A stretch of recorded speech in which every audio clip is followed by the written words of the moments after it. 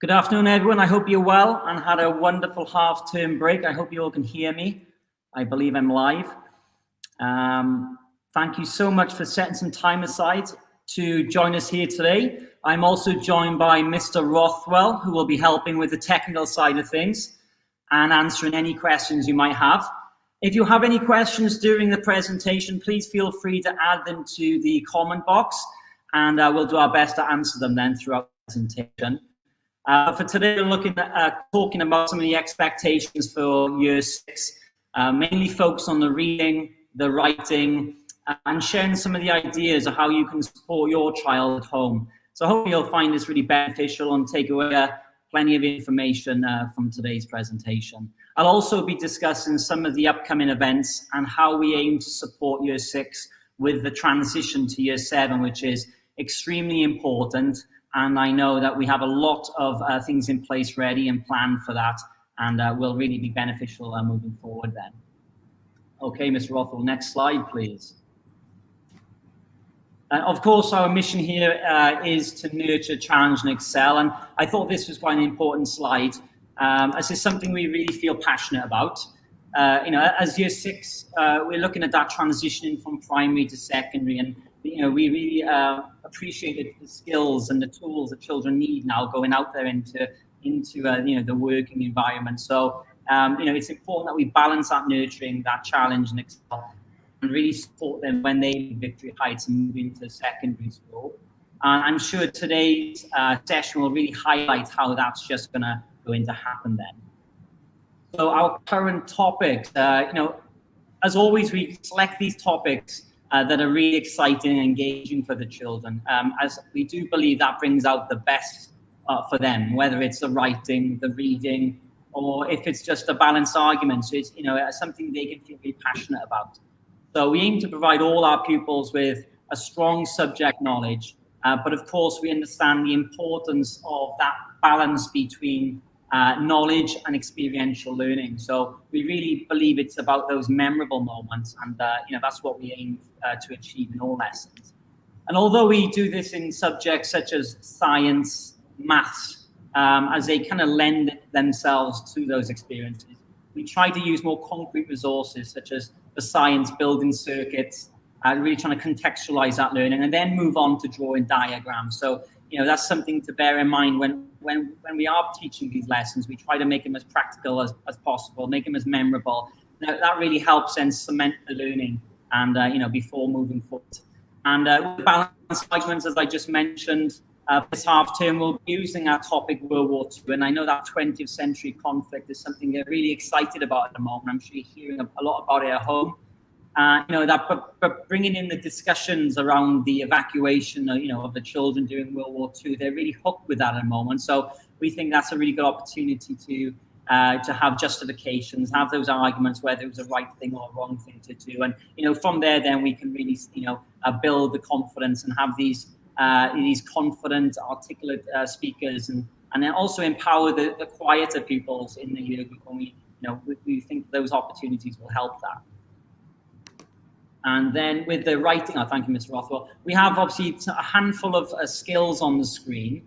And I think these skills are quite important for Year 6, especially by the end of the year. And the top one I put in bold, I think that's one in particular, to be able to use a research and develop on ideas. And, moving into Year 7, these are skills that we're really going to heavily focus on now and try to build upon. Because when they move into secondary, it's not just about using the research, it's about finding out whether that research is reliable and valid. So that's a skill in Year 7, which they will be focusing on. But if we can really help beforehand with that, that will put them in a good position and moving forward. Something from experience in secondary, I'm sure Mr. Rothwell would agree that, they do find using research very difficult. So if we can help with the validity and the reliability of the research they're using, that will put them in a good place then. And of course, the descriptive writing, and that's something we focus on a lot, but it's not, not just the key skill out there, but it's something we do look to develop, and it's been through the year groups. But the difference between Year 6 and maybe compared to Year 3 or Year 4, where they're looking at similes and and adjectives and all this descriptive language, so that we want them to use it at the right point in the writing, use it for a reason and a purpose. So to teach them not to overuse descriptive language and to use it at the right point is to support the reader is really important. That's something we're focusing on at the moment and developing. And that takes a lot of time, that takes a lot of practice, but it's something we feel confident and had a lot of success with over the years. And of course, the reading then, that really helps with the reading, these skills. It's important that children are exposed to the different text types, different authors, of course, and the different writing skills, styles, in the reading and the writing to help them overall. Cheers up, Ben. So here's a Waggle I thought I'd share with you today. I thought it was a really good example, and it's from a pupil recently who did a diary entry in one of the classes in Year 6. And it was based on Goodnight, Mr. Tom, and they had to imagine themselves as Mr. Tom. And I don't know if you know this book, but it's about an elderly gentleman who was forced to have an evacuee during the Blitz. And you can see from the actual text that the child has done it very well to tap into the emotions of someone who was told they had to have an evacuee by law, but more the character Tom, who was a very complicated person to say the least. And this child tunes into that very well. And that's quite a skill in itself. So they recognize he had a routine and he wasn't really happy to have people coming around and disturbing him. So they conveyed that really well in this diary entry, and hopefully you have a chance to see it on the screen now. And by using the word, the day started off like normal, and by that he wasn't bothered by anyone, but that kind of transitioned through the diary then and changed. And they also mentioned then in the diary that he was rudely interrupted, but that's by just a simple knock on a door. And that kind of shows his character, how impatient he was, maybe kind of short-tempered. And by the words they used in the diary entry, this pupil of a pack of children, maybe kind of referring to them as possibly animals, and due to their bad reputation as evacuees. That was something which I thought really, really effective, and they did an amazing job with. So these are the sort of things we kind of focus on in Year 6, just those powerful words, and using them at the right points in a diary, for example. And, by just looking at this writing, they've done a really good really good job of summing up the character. And then you look at the grammar, the grammar is, they use commas really well and semicolons to extend the sentences, which is really great. They've done a great job there. And also they've been linking independent clauses. How confident they are with that is something we looked at. And, they didn't use it too often. So that's something we were focusing on moving forward. And also the descriptive writing they used sickly twice. So maybe they needed support with a descriptive language. So that's something we'll be focusing on a lot more now in term 3 after we finish with our balanced arguments. But of course, you can help at home with that if you wanted to, how we can use descriptive language to describe the appearance or the body language. And that's something we will continue to develop from looking at these examples of work. And on the topic of writing styles, I'll just keep checking to see if there's any comments. There's none at the moment. That's fine. On the topic of writing styles, we aim to support the children with a variety of sentence structures. And you can see on the left-hand side of your screen, these are typical ways we'll try to support the children with their writing style, how to open sentences with more mature writing styles then, maybe using locations or words ending in ed or ly and things like that. Not just a typical ver or he. We try to kind of expand on that and give them a variety of ways to do it. Thank you, Ben. And then the reading, the expectations of a reading, you hear this every year, and it's I suppose very vital in a way, and it's progressive as they go through the actual year groups in Victory Heights, and the exposure, as I mentioned before, to different authors and types of books and texts, and it's so important to building confidence and knowledge with the pupils. So these are some of the examples we're using in Year 6 at the moment. Goodnight, Mr. Tom is the current one. And, the children are really excited by them and enjoy these. They're full of emotive language. I suppose they're very descriptive, And the children really enjoy sitting around in the class and they're reading it together, they're discussing the vocab, and they're developing the inference skills. And when we think about the inference, I would say as a teacher, that's it's really an essential skill. And that's something we'll be doing for the next 2 weeks now. It's something to focus on as well at home if you can. Moving away from inferring from pictures, that's not what we will be doing in year 6 now. We won't be looking at pictures, but we're looking at text and how to reach conclusions from the text, which really aren't explicitly shared. So that's something we started today, and something we'll be continuing with over the next week or two. So if you do want to have a look at inference at home and looking at maybe an article and reaching conclusions which haven't actually been explicitly shared, that's something you can do. And the trick to do that is the point, evidence, and explain. It's called the P technique, and it's successful in secondary school as well, and it supports the inference as it really highlights how to use evidence to support a point. So the children will make a point, and then they'll use evidence to support that. So that's really a really good way to draw conclusions from a text using that method.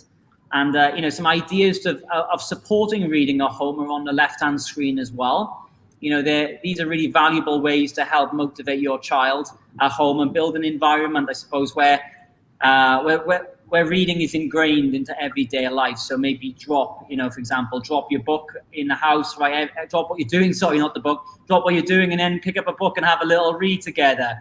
Maybe look at the news and talk about current articles, current news headings or headlines, and have a little chat about that and what they think. And it's just those opportunities to discuss current topics which can really make a difference then. Thank you, Ben. And here's a nice example again. It's nice to see a Waggle, I suppose, and that's what we call them at Victory Heights. The people here was presented with a question about about an evacuee during World War II. And as you can see, they've shared their point, which is really good. And they've really then supported their point with some evidence from the text or from what they've seen.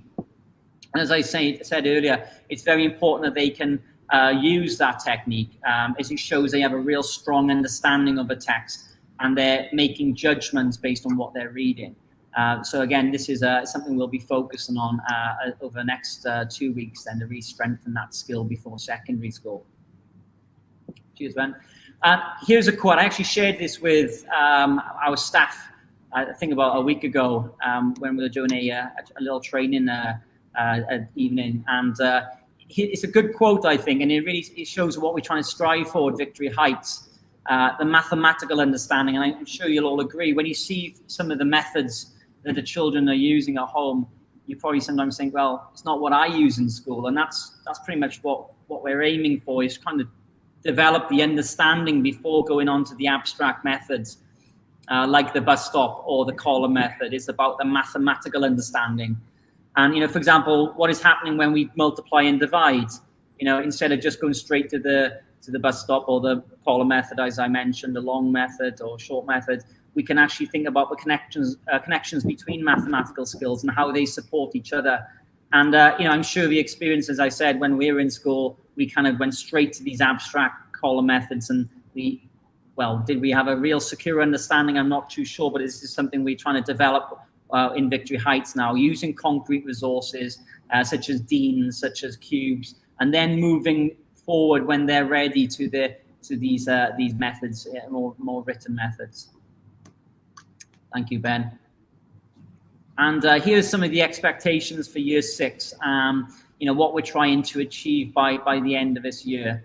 Again, conceptual understanding is really important, and it helps, as I mentioned before, the pupils' critical thinking skills, and also having more options available to them, not just one or two. They have a wide range, and they can be those really confident thinkers then when they're actually applying it.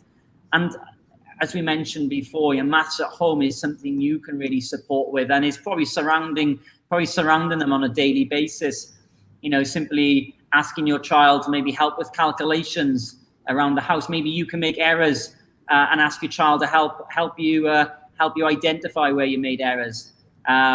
Or whether it's baking or cooking, that's a great one, and that will really allow them to maybe convert measurements and apply skills as multiplication or addition. And these things, you know, in everyday life, be able to strengthen those skills. And so these are some of the ways you can help with that.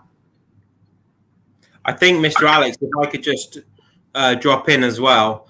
Yes. I know you've done a lot with sort of the concrete, pictorial and abstract approach at school, and you may hear your children talk about using concrete materials like DN's blocks and things like that, and you may perhaps see them use them at home. And I think sometimes there's a bit of a stigma attached, and sometimes parents think, oh, well, my child's in year 6, they shouldn't be using blocks and things like that. But I think some of the world's best mathematics nations like Shanghai and Singapore, they use that approach quite heavily. So we lean on it quite heavily here because it has been proven to work, and it does help children increase their fluency. So yeah, Mr. Alex, I just sort of wanted to bring that to the forefront of their minds, that actually, even though they might see these things and think, well, I wouldn't have done that when I was at school, I think it is really important, and it's a really valuable part of the learning that we do here.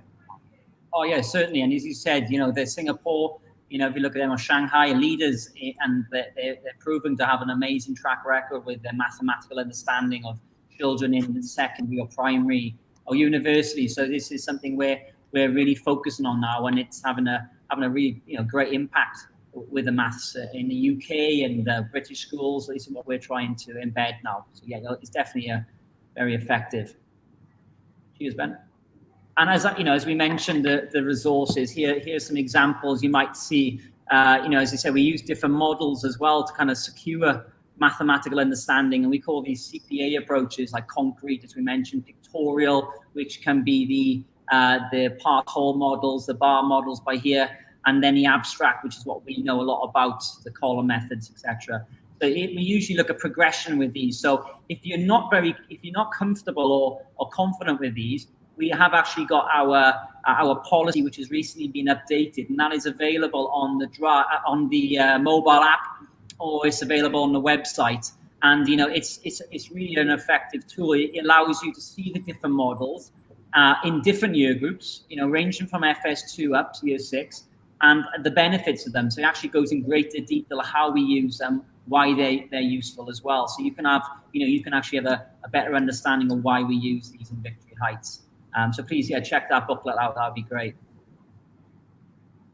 And here's obviously another Waggle, another good example of maths within year 6. And here are two linked to a division, and it was towards the end of the topic. So we are looking more towards the abstract methods now, and they use mathematical reasoning, and that's something we really strive for, you know, in each lesson as much as possible, to explain their workings and how they've reached the end goal, and how they actually use all the information on the screen, because a lot of the time they are word problems and they need to break them down. So it's a real achievement when we see this in the books. And on the right-hand side of the screen, as you can see, we have a child who's given some reasoning here, but has shown supportive workings, which I think is really a success. And you know, really showing how competent they are at dividing numbers and managing the decimal numbers as well. And the expectations for this is for this to happen in most lessons, you know, when they're ready, and the ability to share their methods and show a clear conceptual understanding. So you know, one day we'll be asked to do a lot more in Key Stage 3, to say the least. So yeah, this is something you will start to see being uploaded on Seesaw and evidenced with your child's work then. And of course, you know, as Ms. Sasha says, you know, oracy is at the heart of everything we do at Victory Heights, and it's something we focus on a lot, you know, and we will be focusing a lot more this half term, which is really nice, with the balanced arguments. We'll be doing a lot of build up to the right of the written piece with a more oracy, you know, supporting pupils with being confident, articulate, you know, are able to share their ideas, especially in year 6, move into secondary, where they're gonna be involved in a lot more, you know, discussions, and it's important they have a voice and they're heard. So we're going to try and develop that, and these are some of the skills on the screen which we will be focusing on and really trying to strengthen. You know, they're really essential skills. And you know, again, this is something you can really strengthen at home, whether it's simply reading an article together, getting their opinion on it, what do you think, you know, giving justifications for that, maybe counter arguing them and seeing what they think if against their opinion, and how they're able to counter argue that. And that's something we'll be doing now, with the World War II topic based on the evacuees during World War II, whether it was the right decision or not. That's something we'll be doing. But you can also help with that, or you can be looking at current topics, current news headlines, as I said, and really help children with that confidence, which I think it all comes down to at the end. And of course, like how you can support a home, and your involvement in the child's education is so important, and it will continue, especially with Key Stage 3, which is soon approaching. And these stats are very interesting. As you can see, you've got 3 different students on the screen. And student A, they read 20 minutes per day, and they will hear about 1.8 million words per year, and then they would have read 851 hours by year 6. So just a simple task of reading 20 minutes per day, that exposure to more words, to more vocabulary, building our confidence can make a massive difference. So that's why we'll always look at doing whole class guided reading, reading as a class or individually as well, so they can start understanding the importance of being, I suppose, in charge of their own reading as well when people aren't around. But we try to get a healthy balance with that. And in comparison to the others who read less, you can see a considerable difference. So reading at home is very important, and it can make a massive difference then overall.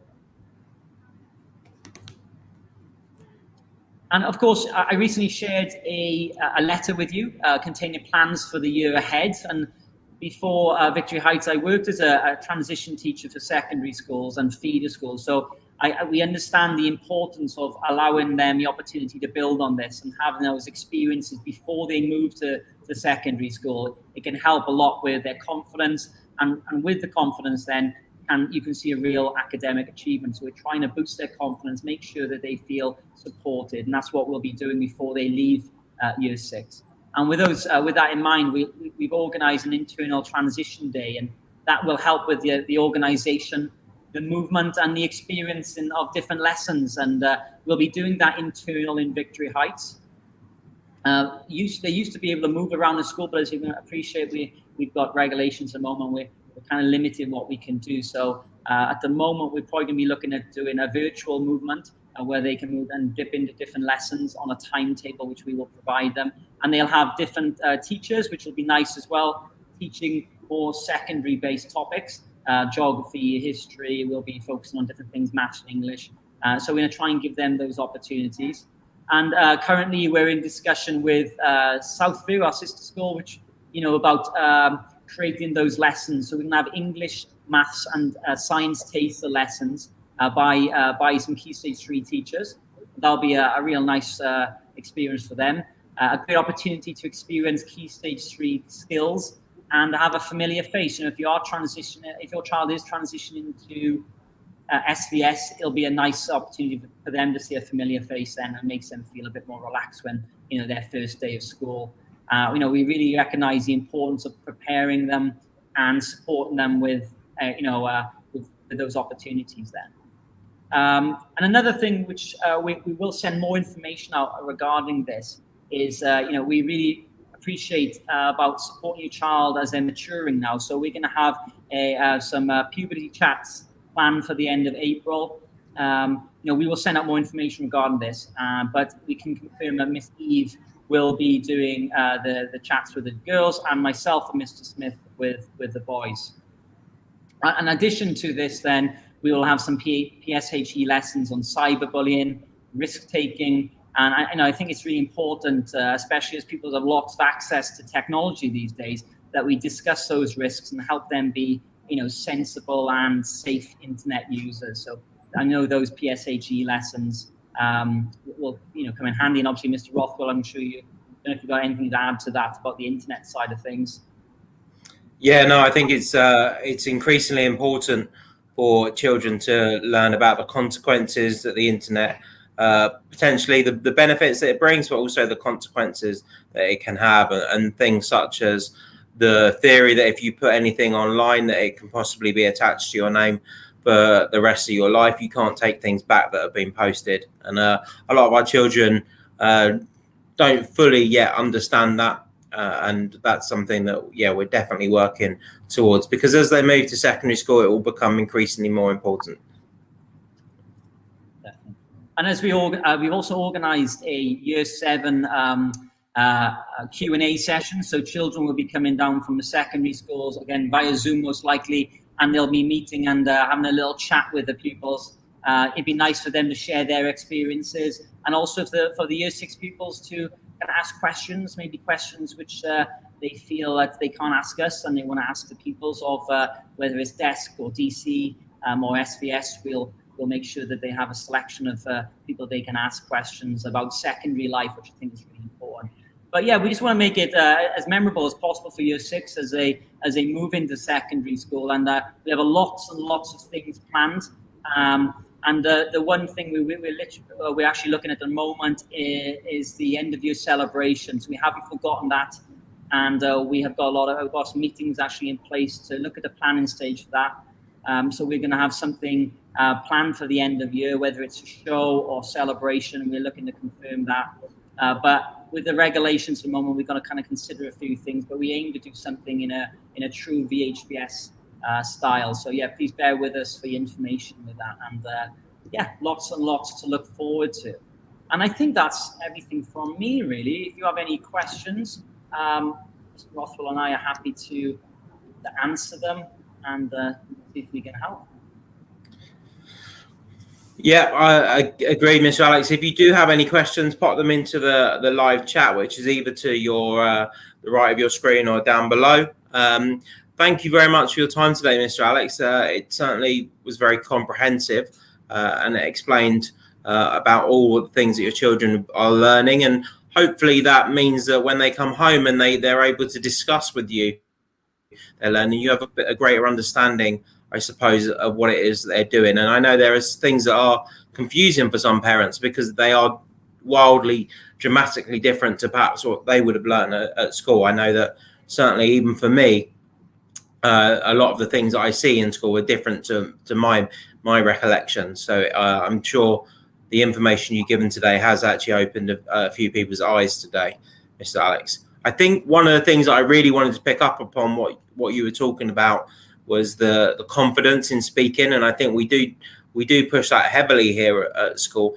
And I do think it's so massively important that children are able to express their ideas in a coherent and confident manner. And I think it's no good having amazing ideas if you're unable to communicate them. And I think increasingly in our world where we talk about having creativity and needing to collaborate and communicate with others, that being able to be a confident speaker is so important. And we will strive to give as many opportunities to the children to be able to do that. And I know we are in a situation now, a pandemic, where some of the opportunities will be different to how we would have done it in the past. But I can only commend Mr. Alex and the Year 6 team on how they're sort of approaching post or current the pandemic life, and they're able to give those children those experiences still. We don't seem to have any questions, Mr. Alex. Is there anything that any further things that you'd like to say? No, I just following on what you just said about the opportunities for Euracy. I know Miss Sasha's doing a lot with the student council, with the head boy, head girl. We've got leadership projects going on for the actual upgrade of the yard on the roof. So we're looking at things like that. So yeah, we're trying to create these opportunities for the children with leadership sides and to make sure they are confident. But yeah, it's we're very happy with how things are going at the moment. We've got lots and lots of things going on, and I'm sure as the year kind of unfolds now a little bit more, we'll be able to create more opportunities from there. But yeah, Mr. Rothwell, thank you very much for the technical side of things here today. No problems. Thank you very much as well. And I think we should bid everyone farewell now. I hope everyone has an enjoyable evening and a relaxed one, and we will welcome your children back tomorrow. So goodbye from me. Bye from me. Thank you very much.